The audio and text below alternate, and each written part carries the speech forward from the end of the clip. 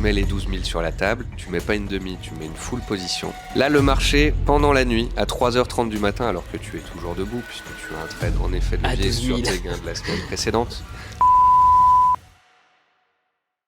Chères auditrices, chers auditeurs, bonjour à tous et bienvenue dans cette nouvelle vidéo, la 3e de notre chaîne YouTube sur Fineco. Aujourd'hui, j'ai la chance et même l'honneur de recevoir Nicolas Chéron. Nicolas Chéron qui est un stratégiste boursier indépendant et qui plus est une figure très importante de l'éducation financière en France. Bonjour Nicolas et merci d'avoir accepté notre invitation. Bonjour Martin, c'est un plaisir. Eh ben, plaisir partagé. La première question que je vais naturellement te poser, c'est un petit peu, est-ce que tu peux nous expliquer ton parcours, ton expérience et qui tu es finalement ? Alors, je suis un boomer de presque 40 ans. Je fête mes 40 ans ce week-end. Joyeux anniversaire d'avance alors. Merci beaucoup. Et ça fait à peu près 20 ans que je fais de l'investissement en bourse. J'ai fait une école de commerce, j'ai travaillé chez Fortuneo, c'est un de mes premiers stages, un courtier en bourse à Paris. Et puis j'ai fait mes armes, si je puis dire, chez Zone Bourse, qui est un des principaux médias financiers français pour les investisseurs actifs, où j'ai appris l'analyse technique, l'analyse fondamentale, l'analyse macroéconomique, etc. Et puis j'ai fait mes armes pendant le krach de 2008. Après, j'ai travaillé pour différents courtiers pendant une période de 10-12 ans où, en fait, je me suis focalisé sur la vulgarisation et l'éducation des investisseurs français particuliers en bourse sur un peu tous les types de marchés, que ce soit les monnaies, les produits CFD, les indices, les actions, les cryptos, etc. Tout simplement parce que j'adore le contact avec les gens, j'adore échanger avec eux, les aider à progresser, et puis il paraît que je parle beaucoup et parfois bien, et que j'aime me répéter, donc ça permet aux gens de retenir ce que j'ai à leur dire. J'ai travaillé en tant que salarié, puis j'ai créé mon entreprise en 2017. J'ai travaillé principalement pour de nouveau Zone Bourse et puis un courtier Bink Bank. Et depuis que j'ai déménagé sur la belle île de la Réunion il y a 1 an et demi, je suis à mon compte, mais je ne représente plus une seule marque, j'en représente plusieurs. Tout simplement parce que j'ai envie de pouvoir adresser mon lectorat vers toutes les meilleures sociétés que j'ai découvertes ces 10-15 dernières années. Autant Trade Republic, qui est mon courtier partenaire, que ProRealTime, la plateforme graphique que j'utilise depuis 17 ans maintenant, que Zone Bourse, site internet chez qui j'ai travaillé, mais que j'utilise aussi depuis 18 ans, et de pouvoir envoyer les gens comme ça vers des sociétés de gestion, vers des formations, bientôt par exemple vers une société qui fait de l'achat-revente d'or physique, et tout simplement de pouvoir adresser mon lectorat vers des marques dans lesquelles j'ai confiance, que j'utilise moi-même, et de pouvoir couvrir un peu toutes les classes d'actifs et les moyens d'investissement. Donc ça, c'est mon travail principal, voilà, de travailler sur les réseaux sociaux avec toutes ces marques-là. Et puis après, en qualité d'investisseur, je gère mes petits deniers comme tout le monde, avec une allocation d'actifs dont on pourra parler, différentes classes d'actifs, différentes enveloppes, et tout simplement parce que ça me passionne depuis toujours et que je vais continuer ça toute ma vie, je pense. D'accord. Et effectivement, de toute façon, je pense que sur les sujets de stratégie d'investissement, on aura l'occasion d'y revenir dans la suite de cet entretien. Moi, le premier sujet que j'aurais aimé qu'on aborde ensemble, c'est plutôt celui de l'éducation financière. Tu en as parlé et on sait aujourd'hui ce que tu représentes en France, et qui plus est la France, un pays qui s'intéresse de plus en plus à l'investissement, de plus en plus jeune aussi. La première question que je voulais te poser, c'est qu'en fait, quand on regarde un petit peu ce mouvement de démocratisation de l'extérieur, il y a un produit, une classe d'actifs financiers qui en ressort, qui est un petit peu l'emblème de tout ça, ce sont les ETF et les stratégies de ce qu'on appelle d'investissement passif. Est-ce que déjà tu peux nous éclairer un peu sur le sujet ? Que sont en fait les ETF, d'où ça vient, à quel besoin ça répond, et quel est ton avis en fait toi déjà sur ce type de stratégie ? Alors je dirais que c'est un mouvement qui a été initié il y a déjà un demi-siècle en fait, mais qui a accéléré ces 15 dernières années. Si tu veux, on est en 1976 et Jack Bogle aux États-Unis, qui a fondé Vanguard, qui est aujourd'hui la 2e société de gestion d'actifs de la planète, après BlackRock. Jack Bogle lance des ETF, donc des Exchange Traded Funds, qui vont être un moyen de répliquer la performance des indices boursiers et d'arrêter d'essayer de surperformer et de les battre en faisant de la gestion active, c'est-à-dire des mouvements de marché. On va faire de la gestion passive et on va se laisser porter par ce produit de l'ETF. À cette époque-là, le patron de Fidelity, haute société de gestion, regarde ça d'un œil amusé et se dit que ça va pas forcément prendre. Et c'est vrai que pendant 20 ans, et bien que ce soit aux États-Unis ou en Europe et en particulier en France, on passait par des banques ou par des gérants de fonds parce qu'on se disait que la finance c'était compliqué, la bourse c'était compliqué, il y avait un jargon, c'était difficile donc il fallait faire confiance à des professionnels. Des professionnels qui, ces 30 à 50 dernières années, en fait, se sont un peu gavés, faut le dire. Parfois 1, parfois 2, parfois 3, 4% de frais de gestion annuels sur le dos des Français, des Américains et de l'ensemble de la planète. Ça représente encore aujourd'hui quelques milliards par an qui vont nourrir des sociétés de gestion qui, pour la plupart, sous-performent.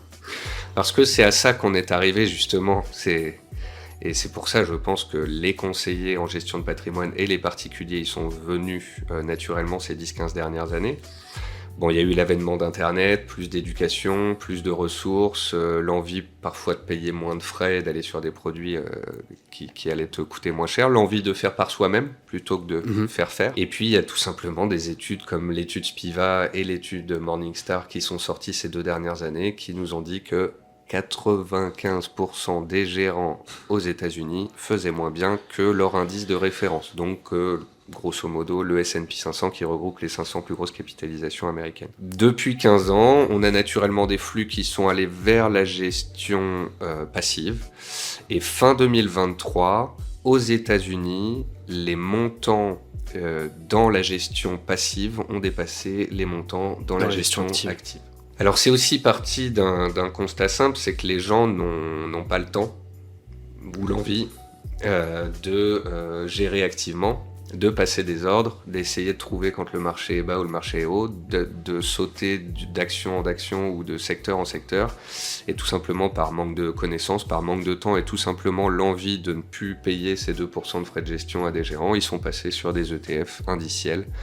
On a des ETF sur le CAC, le S&P 500, ou même des ETF sur très diversifiés comme le MSCI World où tu as 1457 entreprises de mémoire et où là tu te retrouves diversifié sur l'ensemble de la planète. Bon, quand même avec une note américaine. Pondération américaine forte, oui, on le sait. À 60-70%, mais c'est pas étonnant puisque PIB américain, économie américaine, l'intelligence artificielle. Puissance économique mondiale, c'est logique dans la représentation de l'échiquier mondial en fait. Quand on achète de la bourse, on achète bien évidemment l'Amérique. Et justement, parce que on fait souvent aujourd'hui, je trouve l'apologie de ces solutions parce qu'elles présentent de nombreux avantages et tu viens d'en énumérer de nombreux.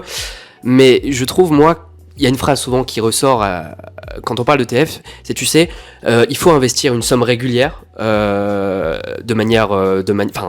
le temps en fait, de manière structurelle.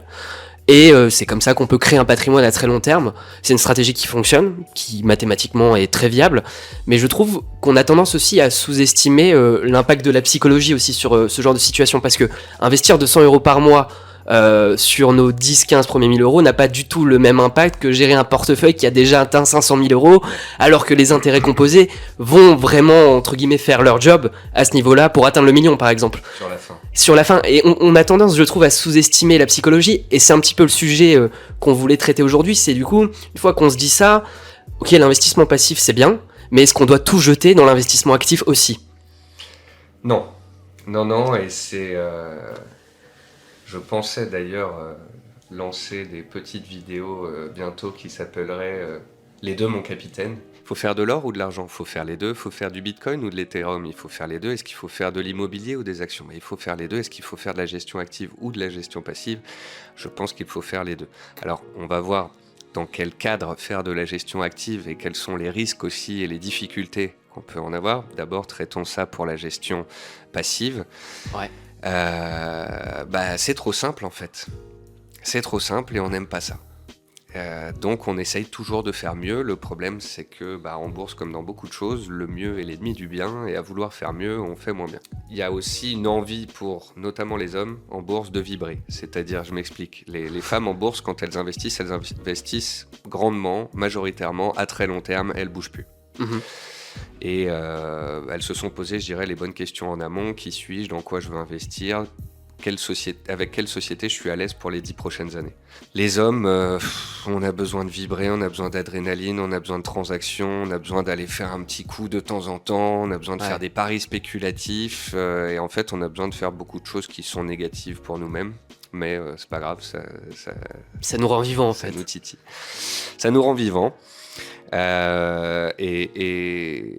Et donc voilà, je dirais la difficulté du passif, c'est de réellement se tenir à sa stratégie. Les sommes vont changer dans la vie en plus. Au début, on va mettre 50, puis 100 euros, puis 200 euros. Le jour où tu mets 1000 euros par mois en bourse, tu te poses peut-être plus de questions. C'est sûr. On a énormément éduqué les gens sur le concept de dollar cost average, le fameux DCA, les achats mensuels programmés, le fait qu'à long terme, ça fonctionne bien, etc.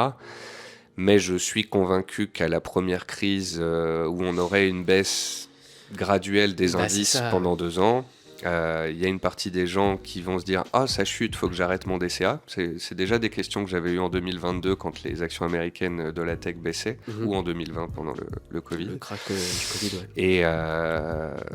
Et j'espère que la plupart des gens auront bien compris que le concept, c'est 10 ans minimum pour que ça comprenne en fait une crise dans les statistiques, mais qu'on la passe et qu'ensuite le marché reparte. Et il y a des gens qui vont douter, il y a des gens qui vont vouloir ralentir leurs achats, il y a des gens qui vont les arrêter parce qu'ils n'auront pas forcément bien assimilé cette importance de lisser la performance dans le temps. Ouais. Et puis ce risque baissier inhérent au marché financier, c'est pas parce que voilà, on a eu le crack Covid qui est très vite passé, mais des cracks, des récessions, des baisses. Warren Buffett a vu son portefeuille perdre 50% 3 fois dans son histoire. Oui, et puis même j'ai envie de dire que c'est inhérent à la bourse elle-même. Ouais. Les bourses arrivent et surtout explosent à la fin du 19e avec la révolution industrielle. Et les premiers cracks sont des cracks liés à la spéculation dans le ferroviaire notamment, parce qu'on a une industrie qui se développe là. Ouais.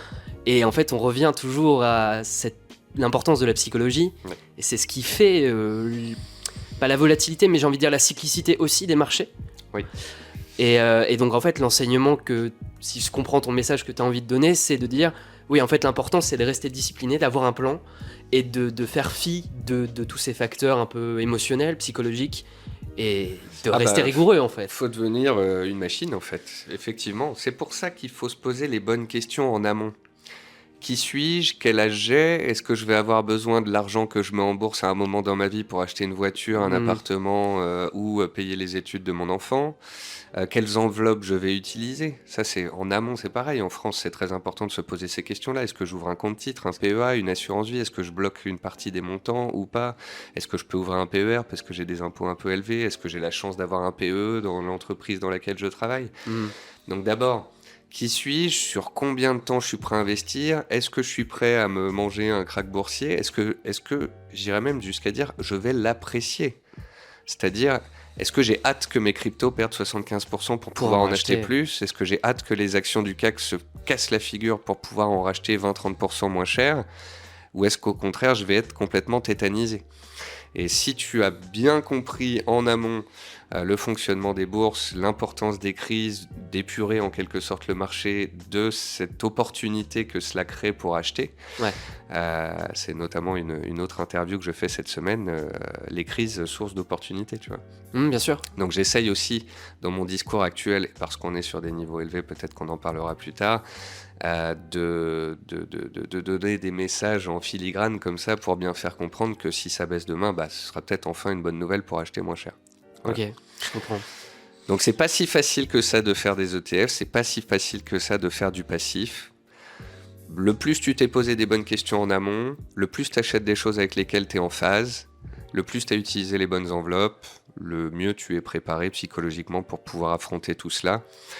Et chapeau, je dirais, aux plus jeunes, parce qu'en fait, nombreux d'entre eux sont passés par la crypto-monnaie avant de venir aux actions. Et par la suite, très souvent, ils se diversifient.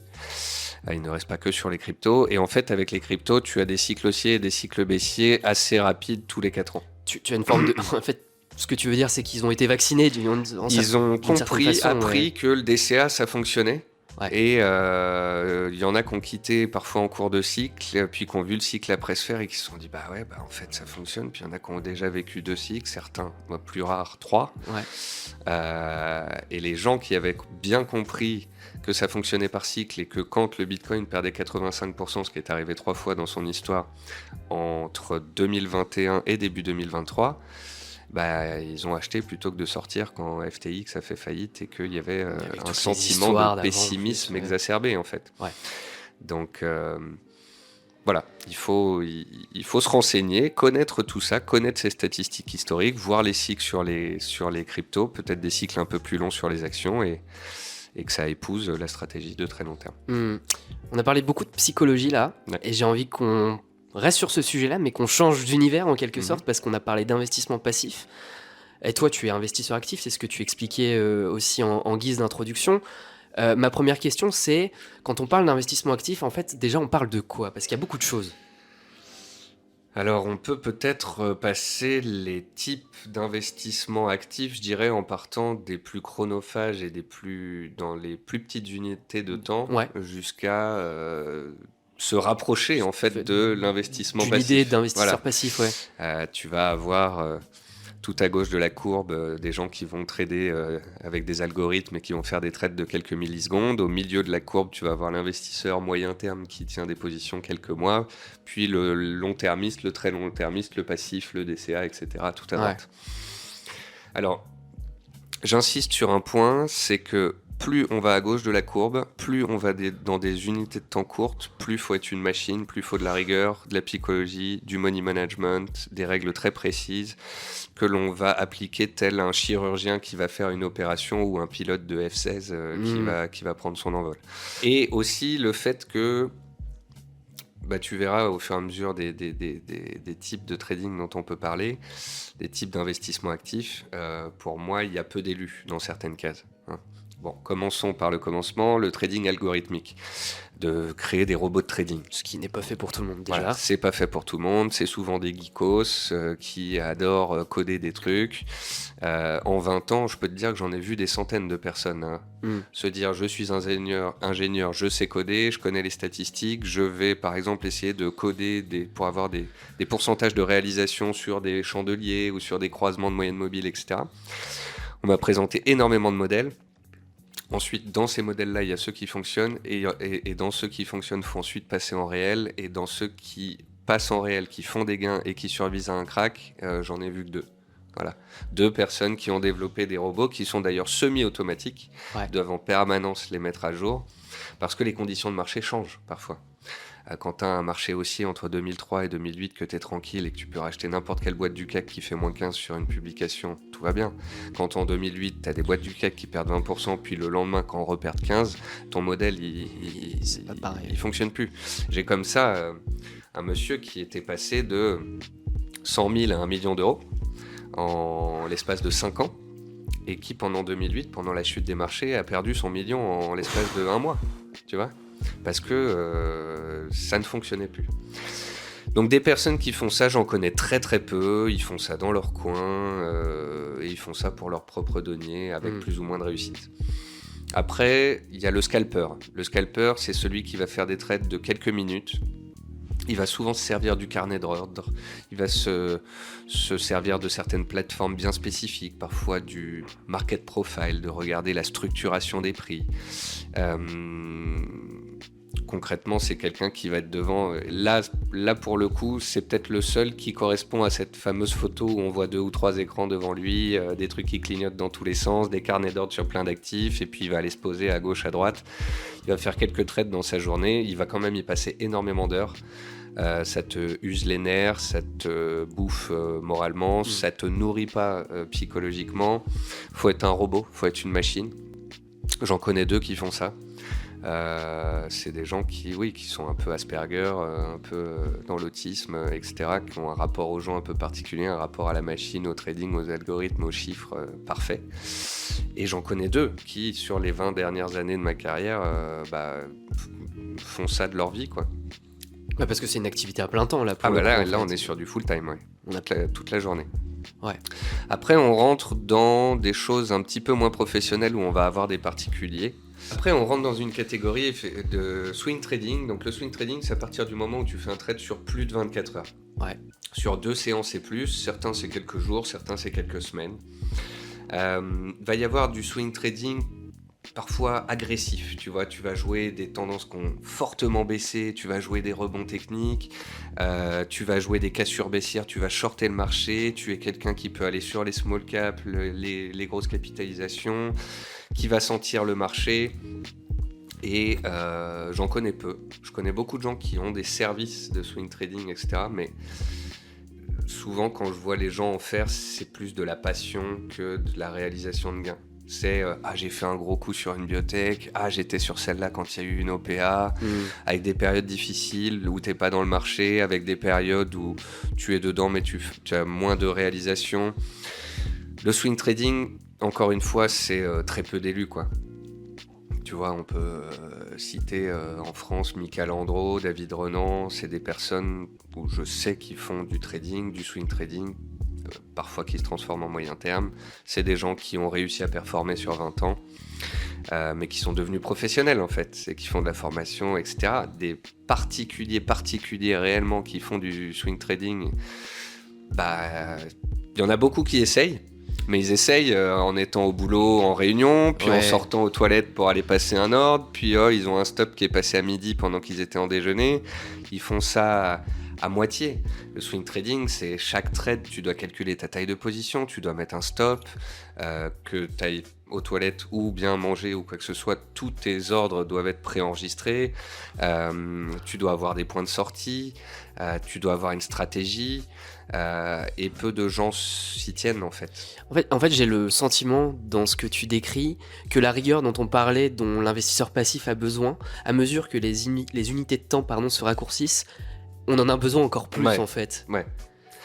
T'as une checklist, hein, comme un pilote d'avion, et pour faire du trading de court terme, il faut que les 100 cases soient cochées. C'est pas 5 cases ou 10 cases, c'est 100 cases. Il m'est déjà arrivé, moi, des situations où c'est un élément auquel tu n'aurais pas pensé. C'est la 97e ou 98e chose qu'il y avait dans ta liste qui peut changer la donne. Donc, tu vois, là, par exemple, on a les élections européennes qui se font, on a le marché qui décale d'un coup. Peu en avait parlé du fait que ça pouvait être un catalyseur qui pouvait secouer les marchés. Donc voilà, il faut être extrêmement rigoureux. Les swing traders, souvent sont devenus professionnels, ont arrêté de bosser, hein, les meilleurs, et puis en fait vivent de ça. Mais le swing trader particulier qui arrive à faire ça à côté, un peu à moitié, il va avoir des bonnes périodes, il va avoir des mauvaises périodes, il va souvent, très souvent, sous-performer l'indice. Il va passer énormément de temps et en fait ça devient une passion. Mais pour nombreux, c'est une passion en fait, la bourse. Hein. C'est oh Michel, t'étais sur Genfit quand elle a décalé à la hausse là, t'as vu? Il y a des rumeurs de spéculation, machin truc.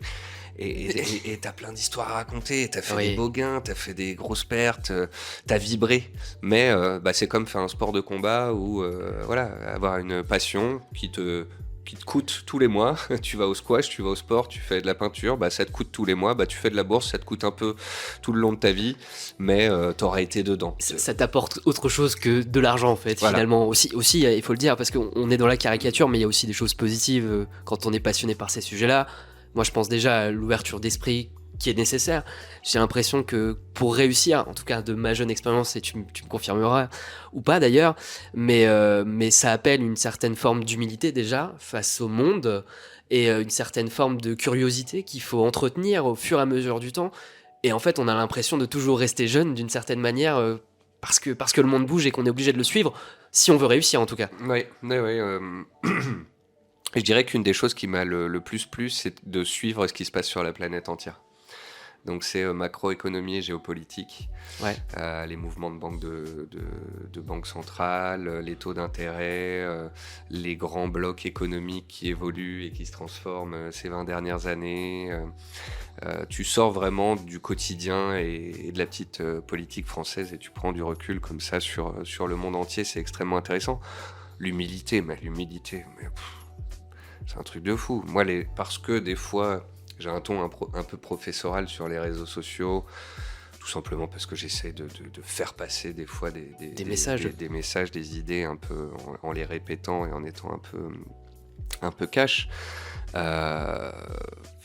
Moi, j'ai plus d'ego. Hein. Je sais que je ne sais pas, je suis absolument pas le meilleur. J'essaie de faire de mon mieux dans ma vie.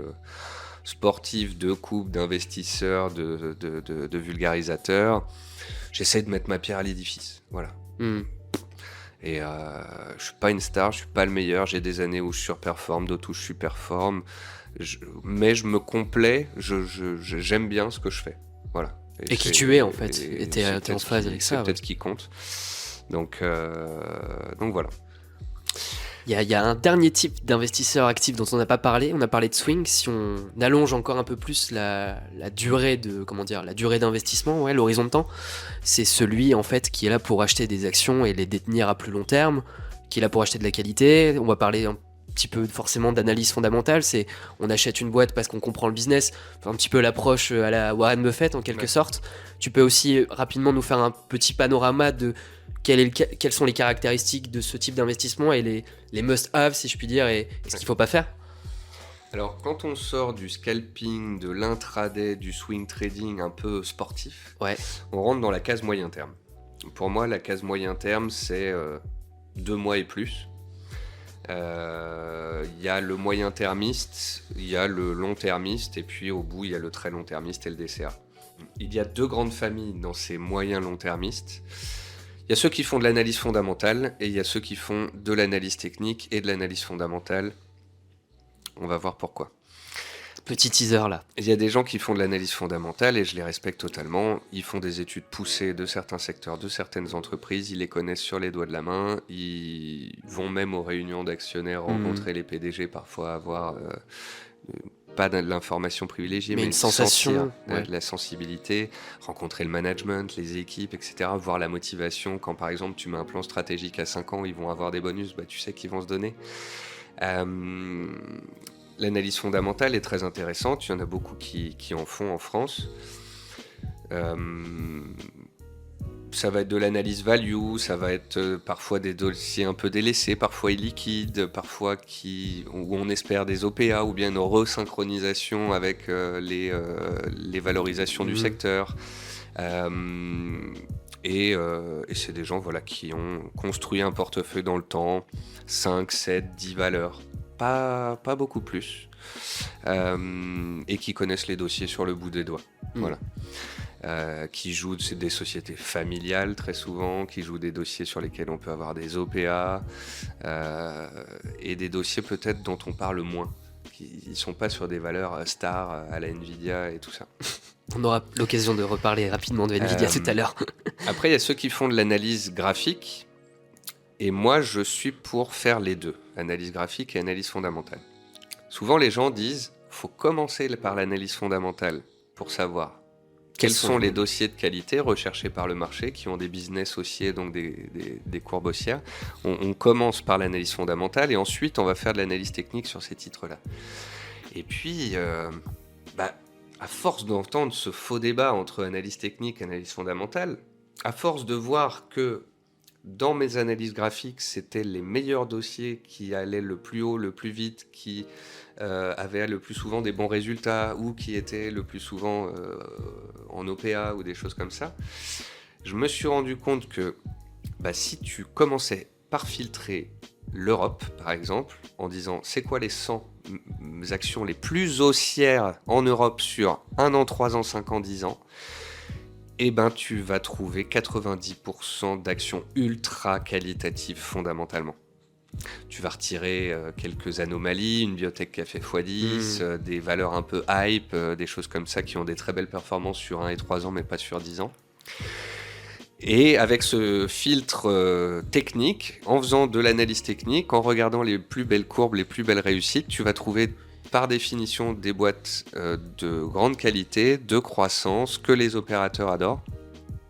Parfois, elles vont être un peu chères, voilà. Donc, il faut rester sur le trend tant qu'il existe, mais le jour où on le casse, et notamment, moi j'utilise la moyenne mobile à 200 périodes, quand elle est cassée violemment, comme des valeurs comme Sartorius, Téléperformance, Esker l'avait fait il y a quelques années, tu sors tout simplement. Mais sinon, c'est des valeurs parfaites à surfer qui étaient de très grande qualité. Bon, tout ça pour dire que, voilà, Est-ce que tu commences par le filtre fondamental, puis tu appliques de l'analyse technique? Est-ce que tu prends l'analyse technique pour trouver les meilleures valeurs fondamentales, etc. On peut faire les deux, c'est très bien de faire les deux. Il ne faut pas faire d'analyse technique simpliste, il ne faut pas faire d'analyse fondamentale simpliste. Dans les deux cas, il faut bosser et il faut essayer de croiser les techniques. Voilà. Et après, c'est fonction du temps que tu as à y passer, du nombre d'heures que tu vas passer toutes les semaines, tous les mois, que tu vas faire soit un ordre tous les mois et puis tenir des positions tous les 3 à 6 mois, ou bien que tu vas passer un ordre tous les 3 mois et tenir des positions pendant plusieurs années.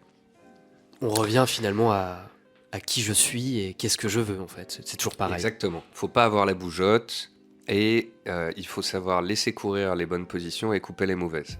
Alors que souvent les gens vont avoir tendance à couper les bonnes en se disant faut que je prenne des gains, les bien monter, et à renforcer les positions baissières, les mauvaises. Parce qu'ils sont convaincus par un biais cognitif qu'ils font les bons que ça choix. va se retourner, que ce soit sur du téléperformance, du Atos ou autre, quelle que soit la raison en fait. On garde les bonnes pousses et on coupe les mauvaises herbes et pas l'inverse. Alors pourquoi est-ce qu'on parle du temps à y passer aussi? Parce que moi je veux bien qu'on fasse de l'investissement actif, mais à la fin de l'année ou de la décennie, va falloir faire un calcul. Il faut faire les comptes. Le S&P 500 fait 9,5% en moyenne par an sur les 30 dernières années. Le MSCI World est pareil, autour de 9-10%. En Europe, on est plutôt autour de 6-7%. Tu compares tout simplement l'investissement passif à l'investissement actif que tu as réalisé et tu vois si tu as surperformé le marché. Mais pas que. Imaginons que le CAC 40 fasse 10% une année et toi tu fais 12. Ok. Mais ensuite, il faut rapporter ça à la taille de ton portefeuille. J'ai 100 000 euros, je les ai investis, j'ai fait 12%, l'indice m'aurait fait prendre 10, donc j'ai gagné 2 000 euros de surperformance.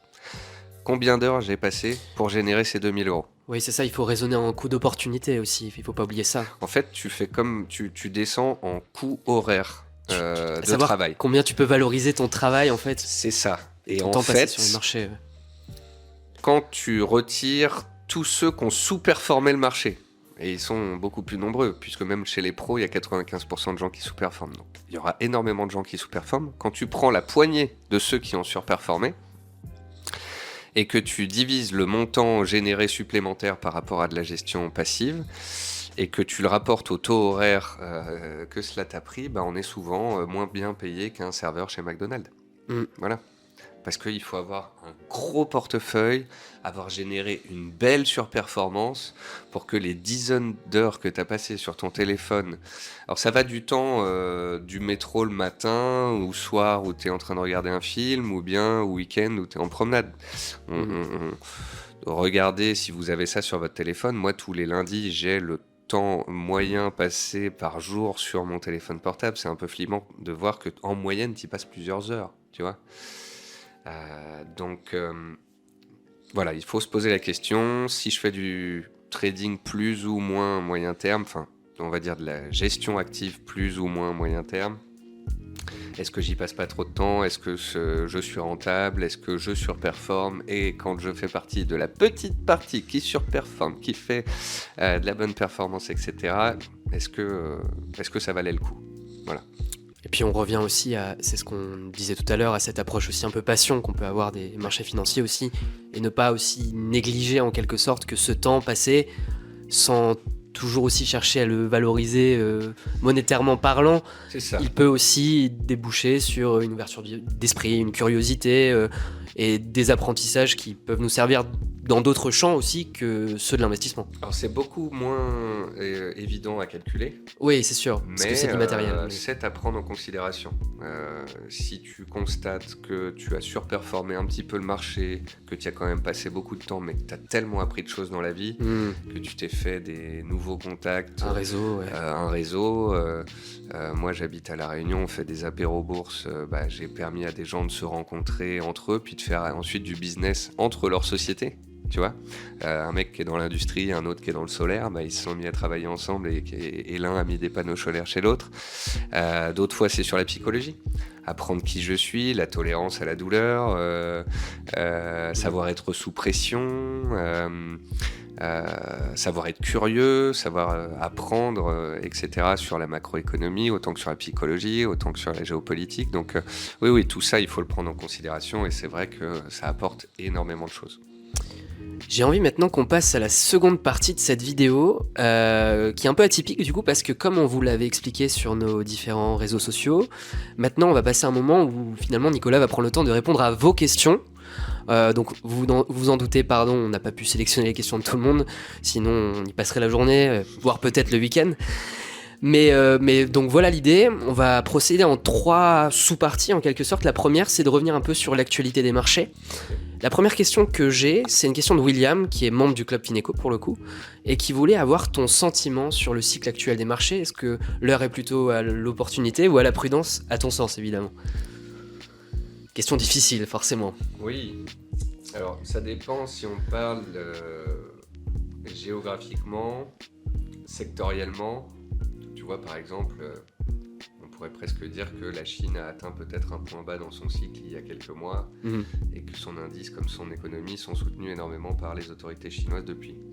On pourrait aussi parler de secteurs comme le renouvelable qui ont peut-être atteint des bas de cycle et qui se retournent. Mais si on prend le marché dans son ensemble, vraiment dans la notion de cycle vraiment très long terme, on est dans un cycle de l'histoire, un des plus longs de ces 40 dernières années. Depuis la crise de 2008, en fait, les marchés sont continuellement à la hausse. Ça fait 16 ans que ça dure. Post-Covid, on a eu énormément d'injections qui ont permis en 2020-2021 aux économies de tenir. Et puis on pensait que ça ralentirait en 2022 puis 2023. Et ça n'a pas autant ralenti qu'escompté. Et il y a beaucoup de gens qui disent, en fait, l'économie n'a plus besoin d'atterrir. On va pas avoir un soft landing, c'est-à-dire un ralentissement de l'économie américaine. On va carrément avoir un no landing et on va rester dans un monde de croissance merveilleux. Je doute là-dessus. Je pense qu'il y a en fait une machine économique qui a été soutenue à coups de dette comme jamais. La dette américaine vient de dépasser les 34 000 milliards de dollars. C'est la première fois depuis la Seconde Guerre mondiale où la dette américaine est supérieure à 100% du PIB américain. Elle augmente de 1000 milliards tous les 100 jours. 1000 milliards tous les 100 jours. Donc là, on est sur pratiquement du 4000 milliards dans l'année, soit plus que la dette française. On a un coût de la dette aux États-Unis qui va de pair et qui explose. Donc en fait, on a une croissance qui, ces 3 derniers trimestres, est passée de 3 à 2 à 1,3. Ouais. Alors qu'on crée de la dette comme jamais et que ça soutient à fond l'économie. Et on a alors aux États-Unis, on a quelque chose de très important, c'est le consommateur américain. La bourse américaine, l'économie américaine dépend énormément de la consommation interne. Qu'est-ce qui s'est passé pour le consommateur américain ? Il avait mis beaucoup d'argent de côté pendant le Covid. 2020-2021, il a les excess savings, l'argent qu'il a de côté, qui ont augmenté très fortement. Et en 2022-2023, il les a utilisés. 2024, il a fini de piocher là-dedans. Donc en 2024 et 2025, il pourra moins facilement aller piocher, puisque ça s'est réduit comme peau de chagrin. Deuxième phénomène, pour ceux qui n'avaient pas de excess saving, qui n'avaient pas d'argent de côté, on a fait du crédit revolving. Voilà, pour acheter une bagnole, pour acheter même du quotidien. Le buy now, pay later est une mode là que toutes les banques américaines sont en train de lancer pour aider le consommateur américain de continuer de dépenser au quotidien à crédit parce qu'il n'a plus l'argent pour le faire. Et en plus, ces taux de crédit revolving, c'était 13% il y a quelques années, puis 15%, puis 18%, puis actuellement 21%. C'est naturellement déplacé vers le haut avec la politique de la Fed. Ouais. Les taux sont montés, les taux demandés dans le cadre de crédit revolving ont explosé, et là on voit la delinquency, donc c'est le fait que les gens ne remboursent plus, qui commence à augmenter fortement. Et voilà, on a des États qui sont déjà surendettés à fond, des banques centrales qui ont déjà soutenu les marchés il y a quelques années, qui ont fait du quantitative easing, etc. Là, on a épuisé un peu les cartouches. Je me demande ce qui va se passer dans les trimestres à venir si ça coince un petit peu en termes de consommation aux États-Unis. On a déjà vu des grosses boîtes commencer à plier du Nike, du Lululemon, du McDonald's, des gros trucs de consommation courante qui nous montrent qu'en backstage, quand on retire l'arbre qui cache la forêt, la fameuse Nvidia, si on retire même la tech, en fait, sur le S&P 500, on gagne 5% sur, je crois, les 6 derniers mois. Sur le Russell 2000, les petites moyennes capis, on est à flat sur un an. En fait, en backstage, il se passe déjà plus grand-chose. Et quand on retire le capot et qu'on regarde dans l'économie réelle et la consommation des particuliers, ça commence déjà à décélérer. Donc je me demande si on va pas connaître une période un peu particulière. On voit le taux de chômage aux États-Unis qui a touché un point bas à 3,6 et qui se retourne, l'emploi qui se détériore depuis 70 ans. Dans 100% des cas, l'emploi se détériore. On a un épisode récessif. J'aime aussi le consensus. Quand tout le monde était baissier et attendait une récession en 2022, forcément elle n'arrive pas. Quand tout le monde est aussi en 2024 et dit qu'il n'y aura plus de récession, c'est là qu'elle peut arriver. Donc à la question est-on prudent, opportun, etc. Comme je l'ai dit, on peut être opportun quand on va dans des niches. Mais sinon, sur l'approche marché globale, moi je suis plutôt prudent. Les cryptos sont au plus haut historique, l'or est au plus haut historique. Moi, j'ai allégé de l'or sur laquelle j'avais fait des beaux gains ces dernières années.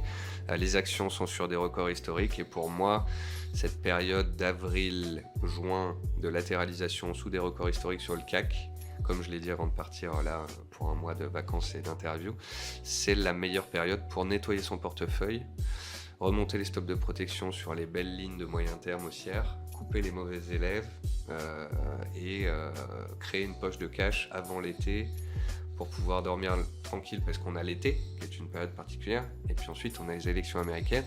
Et oui. Et puis peut-être qu'ensuite on a un début de cycle de baisse de taux qui accompagnerait une dégradation de l'économie. Donc tout ça, je l'ai en tête et disons que je suis beaucoup plus à l'aise avec une poche de cash qui a augmenté ces derniers mois que full investi. Ok, deuxième question, cette fois qui nous vient de Chantal sur X, anciennement Twitter du coup. Tu as déjà parlé quand tu dis Chantal sur X, ça fait un peu... Ouais, non, alors, pardon, effectivement, mais on verra si on cut ce passage. Ça, c'est un autre débat, je laisse le monteur décider. Enfin bon, c'était pas le sujet. Donc Chantal sur X ? Oui, Chantal sur X, pardon, j'en perds mon français, voulait te parler de Nvidia, oui, qui n'a rien à voir avec tous ces sujets. Tu as parlé de Nvidia, et la question de Chantal, c'est, dans la mesure où Nvidia pèse plus aujourd'hui que tous les acteurs du CAC 40 réunis, est-ce que la finance classique, et même j'ai envie de dire la France, l'Europe, ne sous-estime pas un peu l'impact que l'intelligence artificielle pourrait avoir sur nos business en fait ? En fait, tu veux dire que nos bourses ne prennent pas forcément en considération les gains de productivité que l'IA pourrait engendrer sur les sociétés européennes ? Ouais, en fait, clairement, c'est la question du pricing par les marchés de ces enjeux, quoi. Il est beaucoup plus facile de pricer l'impact de l'intelligence artificielle à très court terme sur les ventes de puces, de semi-conducteurs, de cartes graphiques, de PC, de fermes d'IA, d'énergie nécessaire ou même du cuivre nécessaire à l'électrification pour faire fonctionner toute l'intelligence artificielle. On en est au balbutiement de l'IA. On ne sait pas encore quels secteurs vont les utiliser, à quelle vitesse, comment ils vont les intégrer dans leur société, qu'est-ce que ça va pouvoir engendrer comme gain de productivité. Donc voilà, je considère qu'il est légitime que les marchés se soient focalisés sur vraiment ce qui touche de très près à l'IA que sur l'ensemble du marché. Après, ne peut-on pas dire que le fait qu'on ait une capitalisation boursière au plus haut historique sur l'ensemble pratiquement des places n'est pas dû à ce flux qui est allé sur les indices, sur l'intelligence artificielle, mais qui a tiré l'ensemble. Donc en fait, le marché a quand même un peu pricé que l'IA ce que l'IA pourrait avoir comme impact sur l'ensemble de la planète. Après voilà, effet de mode, pas de mode, on peut se douter que l'IA va augmenter les gains de productivité des sociétés, que ça va chambouler un peu notre vie dans les 5, 10, 15 ans qui viennent. Après, à très court terme, ça a quand même été énormément pricé sur le secteur de la tech aux États-Unis. Donc, Attendons de voir si ça va au-delà d'un chat GPT. Ouais, en fait la question, et je trouve que c'est un petit peu aussi ce que ChatGPT et OpenAI en fait avait montré en fait aux gens de manière générale, c'est que l'arrivée de cette innovation là a permis en quelque sorte aux gens de comprendre que l'intelligence artificielle c'était du concret, et c'est ce qui a permis, parce que la hype en fait elle Ouais. venait vraiment de là pour le coup. Complètement. Parce que Nvidia c'est une société qui existe depuis des dizaines d'années. Ils sont là depuis un moment et ils font ce qu'ils font aujourd'hui depuis des années. Mais la demande a explosé en même temps que l'intégration par les gens du fait que c'était là et qu'il allait falloir compter avec, Ouais. et que c'était bouleversant pour le coup. Ouais. Et depuis 9 mois, c'est ce qui a soutenu l'ensemble des marchés. Donc en fait, on peut dire quand même que les marchés ont pricé le fait que l'IA vienne soutenir tous les types de secteurs. C'est clair. C'est clair, parce qu'en plus de ça, quoi qu'on en pense, les marchés français, etc., sont quand même corrélés à ce qui se passe Et sont au plus haut historique. outre-Atlantique. Donc, Et en plus, en quelque sorte. Ouais, non, c'est clair. On a parlé d'IA, changement de sujet peut-être plus global. On a une question de Guillaume, qui est aussi membre du Club Fineco, et qui voulait te demander, selon toi, les secteurs d'activité qui devraient être à fuir ou à rechercher sur le second semestre. Là, on est plus sur du court moyen terme. Alors, on peut commencer par ce que je préfère. C'est une thématique d'ailleurs sur laquelle on avait écrit travaillé ensemble. Même moi personnellement, pour le coup. J'aimais beaucoup cela. On en a discuté. On s'était dit, allez, on fait un papier sur le renouvelable à travers le solaire, parce que vraiment sur les 20-30 prochaines années, et puis de par ce que fait la Chine actuellement, on voyait bien que le solaire allait prendre un énorme essor. Et puis on avait fait le parallèle sur les sociétés d'énergie renouvelable européennes et françaises. C'est un secteur où il y a très peu d'acteurs et où les OPA commencent à fleurir. On a eu Albioma il y a 18 mois, on a eu Neoen il y a une semaine de cela. Voltalia a pris 20-25% depuis qu'il y a eu une OPA sur Neoen. On l'avait mis en avant. Moi, j'en avais acheté vu les signaux techniques et les volumes historiques échangés qu'on avait eu sur Neoen. Et donc, alors il y a peu d'acteurs. Maintenant, il va falloir aller un peu à l'étranger. Tu vois, Voltalia, je l'achèterai sur Repli. Il y a au Portugal EDP Renovaveis. Il y a aux États-Unis First Solar, mais des boîtes comme ça, elles sont déjà ultra haussières et un peu chères. Donc il va falloir fouiller. Certaines les acheter sur Repli, mais je pense que avoir des énergies renouvelables en portefeuille pour les trimestres à venir, jouer cette thématique de baisse de taux, de bas de cycle dans ce secteur, c'est une bonne idée. Secteur à fuir, alors je dirais qu'il y a deux choses auxquelles je ferai attention. La première, c'est les large cap. Tout le monde est à fond large cap et tout le monde est investi large cap. C'est peut-être les petites capitalisations qui pourraient profiter de baisse de taux de la part des banques centrales. Donc je ferai attention à cette ultra concentration qu'on a dans la performance dans les plus grosses large cap, notamment les Magnificent Seven aux États-Unis. Ouais. Et puis en France, pour pas faire original pour ceux qui me connaissent, les bancaires à fuir. Parce que si on est dans un haut cycle économique, les bancaires, elles en pâtissent derrière. Je trouve aussi que quand tu regardes toutes les bancaires, Société Générale, Crédit Agricole, BNP, elles sont revenues sur des plus hauts de 10 ans, sous des résistances majeures, et elles ne les passent pas. Et BNP en est le parfait exemple. On est arrivé, on a dépassé la résistance, il y a eu le dividende qui fait redescendre un peu en dessous. Là, on s'est pris moins 10 à l'ouverture avec les élections européennes. Je l'ai dit et je me répète, et peut-être que je l'ai dit bien trop tôt, c'est possible. Ça, faut pas avoir peur de se tromper quand on donne son avis sur énormément de choses en bourse. Mais pour moi, la fenêtre de tir de ces dernières semaines sur les bancaires, c'était une porte de sortie, j'appelais ça. Ouais. Société Générale à 27, BNP à 70, c'est des portes de sortie. Take profit, quoi. Ouais. Take profit. Ok. Bah écoute, merci pour ta réponse. Deuxième partie de ce blog Q&A en quelque sorte, plus axé sur les stratégies qu'on peut avoir sur les marchés. On en a sélectionné deux de William pour le coup, mais parce que cette question, moi je l'aime bien, et surtout à titre personnel parce que c'est mon scope. C'est en fait, quelle place accordes-tu à la macro, justement, dans tes trades et dans ta stratégie d'investisseur, en fait, de manière plus générale? Alors, ça dépend. Quand je vais faire du trend following que je vais acheter une société de qualité dans un secteur qui fait sa vie, type Wavestone, ou Itelink ou d'autres boîtes dans les ESN, des boîtes qui sont en tendance haussière, qui cassent des plus hauts, qui font leur vie, quoi que fassent les indices, quoi que fasse la macro en fait. La macro donc joue très peu. Le sentiment de marché joue très peu. Et s'il pouvait y avoir des mini-cracks, des crises, des trucs géopolitiques qui permettent justement d'acheter ce genre de dossier à -6, -10, -12, faut en profiter tout de suite. Là où la macro va jouer beaucoup plus, c'est par exemple sur mes investissements sur les métaux précieux. Quelles sont les politiques monétaires des banques centrales ? Est-ce que les banques centrales achètent de On vient de l'or ? voir que la Chine s'arrêtait en plus, justement. Tiens. Les banques centrales en ont acheté là pendant des mois. Moi, c'est un trade long terme.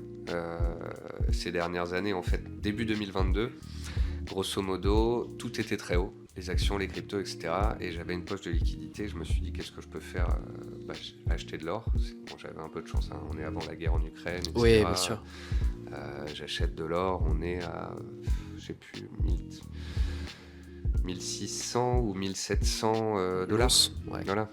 Et ces derniers mois, diversification des acteurs, banque centrale, flux ETF, l'or qui prend comme ça 35-40%, je vais sortir, prendre des bénéfices.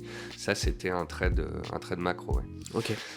Quand je fais du trading sur indice, quand là depuis 2-3 semaines je parle du CAC qui plafonne sous les 8200 points, la période estivale qui arrive, le manque de catalyseurs fondamental, les banques centrales dont on sait déjà qu'elles vont baisser les taux et elles le font comme la BCE vient de le faire, ouais. Et tout le monde se dit les taux vont baisser donc le marché va monter. Mais non, en fait le marché vient de monter pendant 12 mois parce qu'il anticipait des baisses de taux et maintenant que les baisses de taux arrivent, c'est peut-être là où le marché baisse.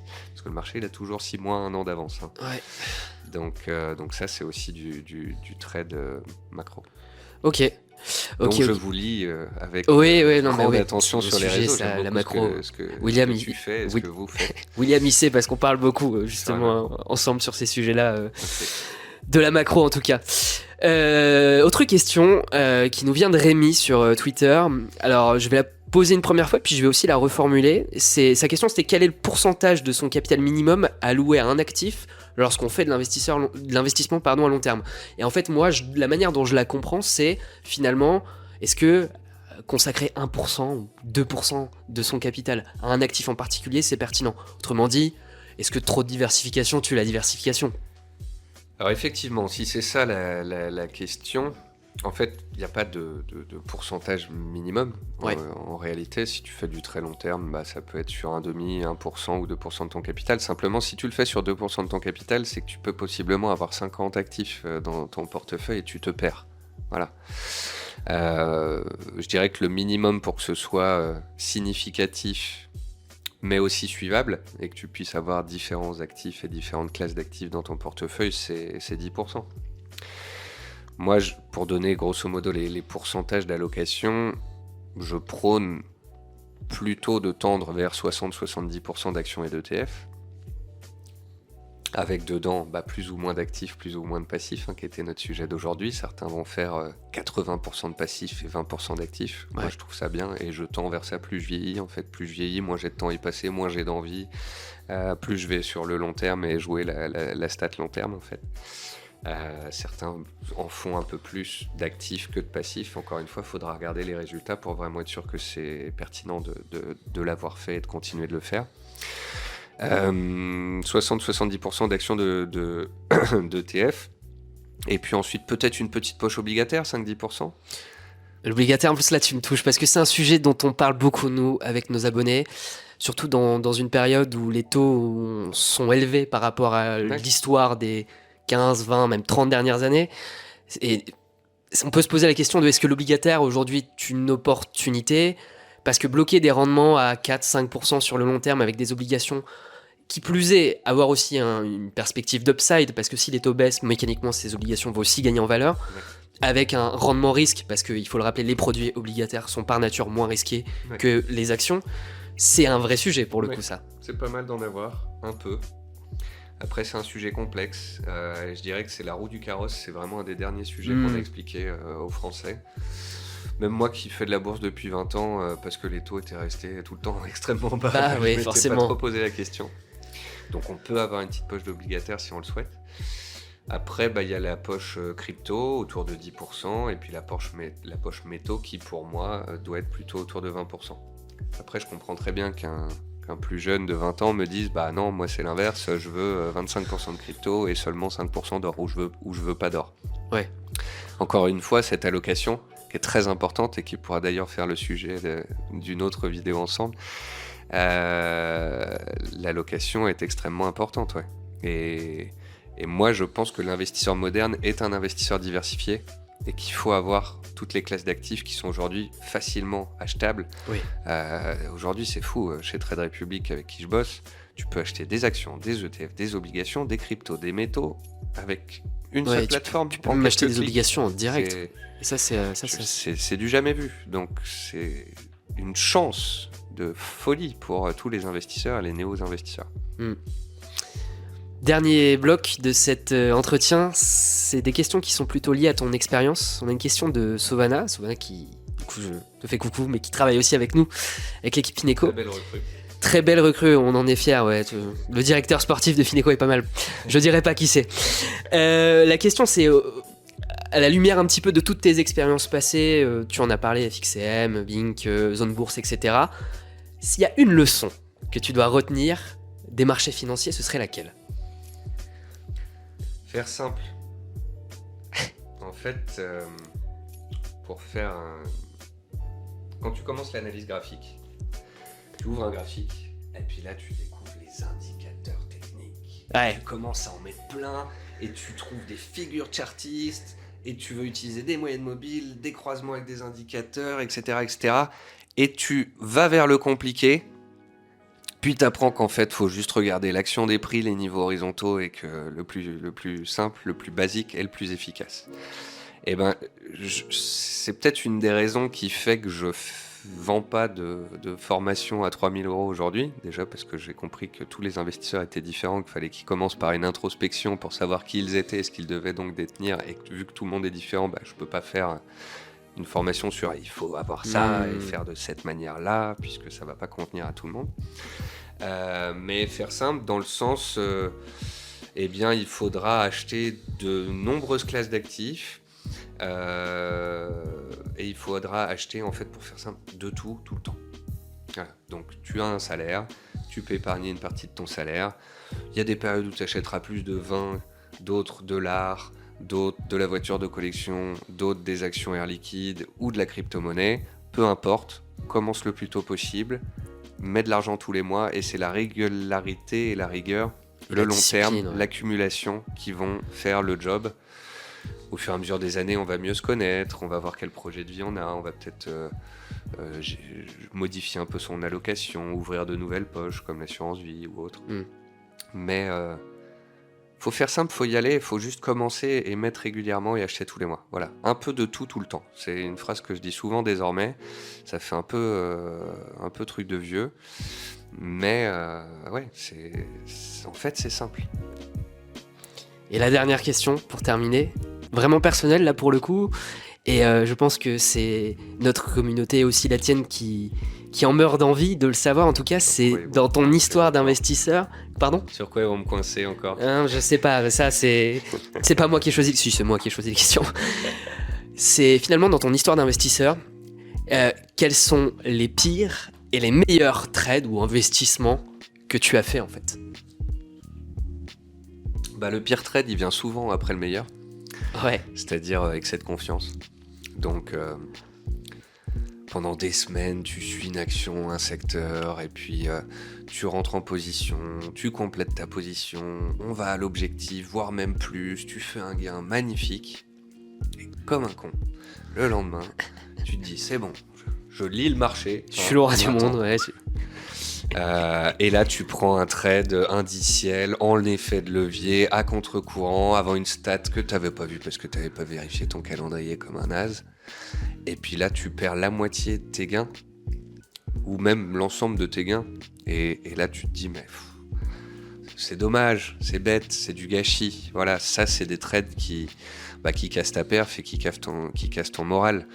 Et d'ailleurs, c'est les plus grosses pertes qui viennent détruire les portefeuilles des investisseurs à long terme. Ce qu'il faut, c'est faire plein de petites pertes et puis des beaux gains, mais pas des grosses pertes. Il faut essayer toujours de loquer sa perte maximum. Donc je dirais que voilà, c'est des sursauts d'ego, manque d'humilité, je me prends pour le roi du monde et puis je perds rapidement de l'argent que j'aurais pu gagner. Alors, il y a un deuxième trade qui est vraiment très très dur. Là, faut retourner, je sais même plus en quelle année. Je fais quelques trades, j'étais chez FXM à l'époque, donc on est en 2012 ou 2013, et c'est sur l'argent. Ok. Je prends une position sur l'argent, et au lieu de prendre une demi-position sur l'argent, d'attendre que ça concrétise et puis de remplir, j'y vais full max. Alors c'est la semaine d'avant, je fais des beaux gains, je fais 10-12 000 euros de gains sur la semaine, et je me dis tout le week-end, lundi, je me fais un virement et je repars avec 2000 euros. Et ben le dimanche soir à minuit, le marché il ouvre, tu mets les 12 000 sur la table, tu mets pas une demi, tu mets une full position. Là le marché, pendant la nuit, à 3h30 du matin, alors que tu es toujours debout, puisque tu as un trade en effet de levier sur tes gains de la semaine précédente, touche ton stop à 3 points, à 25,02. Et ensuite, en une semaine, va chercher l'objectif moyen terme que tu t'étais fixé sur ce trade. Donc on parle d'un trade où j'avais une position de 12 000 en effet de levier avec un objectif atteint qui m'aurait fait un gain potentiel de 250 000 $ 10 jours plus tard. Oh. Ouais, donc là, d'une part, tu as perdu l'argent que tu avais gagné. Et en plus, le marché t'a donné raison par la suite. Ouais. Et là la frustration. C'est dur, c'est très très dur. Bon, peut-être une note un peu plus positive maintenant, ton meilleur trade. En fait, maintenant, les meilleurs trades, c'est plus des trades en fonction des montants. C'est pas parce que je vais gagner 50 000 sur un trade que ça va être vraiment génial. Ça va être peut-être un trade où je vais gagner que 5 ou 10 000 euros. Alors attention, somme toute gardée proportionnellement à la taille de ton portefeuille, de ton patrimoine, etc. Tout millier d'argent tout est important, mais voilà, tu as une appétence au risque qui se calme avec une appétence au risque qui augmente avec... Une aversion au risque du coup. Une aversion au risque. On fatigue, c'est la fin d'interview, c'est pour ça. Bon, le meilleur trade, c'est quoi ? C'est par exemple, il y a 3-4 mois, c'est Française des Jeux. C'est une analyse transversale. Analyse technique, analyse fondamentale. La société est solide. Elle a une sorte de marché français ouvert, un monopole pour les 20 ans qui viennent.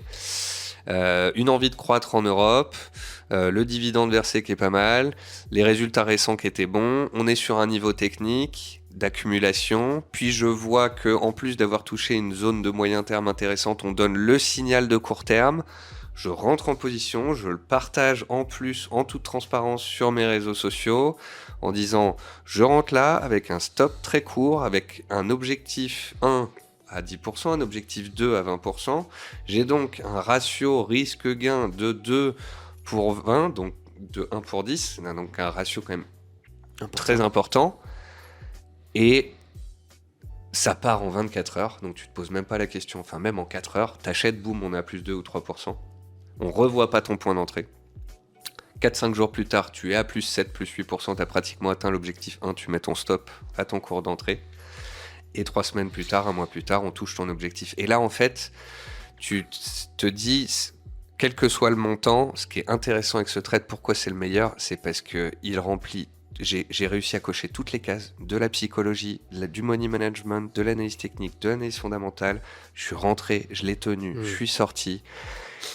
Et là, c'est vraiment un sentiment d'accomplissement parce que tu te dis, ça, c'est digne d'un livre. Ouais, en fait, si je devais écrire un bouquin, lui, c'est le trade parfait. C'est la réalité, en fait, qui vient se greffer à tout ton plan théorique, en fait, en quelque sorte. Et ça match. Et c'est la réalisation, comme sur des roulettes. Et ça fait très plaisir. Bah écoute Nicolas, on arrive à la fin de cet entretien. Je te remercie personnellement et aussi au nom de l'équipe Fineco de nous avoir tout simplement rejoints pour ce moment-là. C'était un plaisir. Je remercie tout le monde et puis j'en profite aussi pour vous communiquer le fait que à l'occasion de cette petite vidéo un peu événement pour nous évidemment, vous aurez la possibilité, si vous regardez bien dans la description, de bénéficier d'un essai gratuit au Club Fineco d'une durée de 2 semaines. Donc n'hésitez pas si vous voulez tester un petit peu et voir ce qu'on propose. C'est le moment. Et puis encore une fois, Nicolas, merci pour ton temps, ton partage et ton expérience. Félicitations pour votre aventure, pour le travail de votre équipe qui est vraiment de qualité. Merci de m'avoir interviewé. Et puis, je me permets une petite passe à ceux qui ne me connaîtraient pas encore. Si vous voulez suivre certains de mes contenus, recevoir ma newsletter. Évidemment, tout sera dans les liens de Vous avez nicolaschéron.fr, c'est mon site où tu peux t'inscrire à ma newsletter gratuite. Évidemment, dans laquelle j'avais eu l'occasion d'écrire en plus il y a quelques semaines. Et donc que je recommande naturellement. Super. Merci Nicolas et puis à bientôt.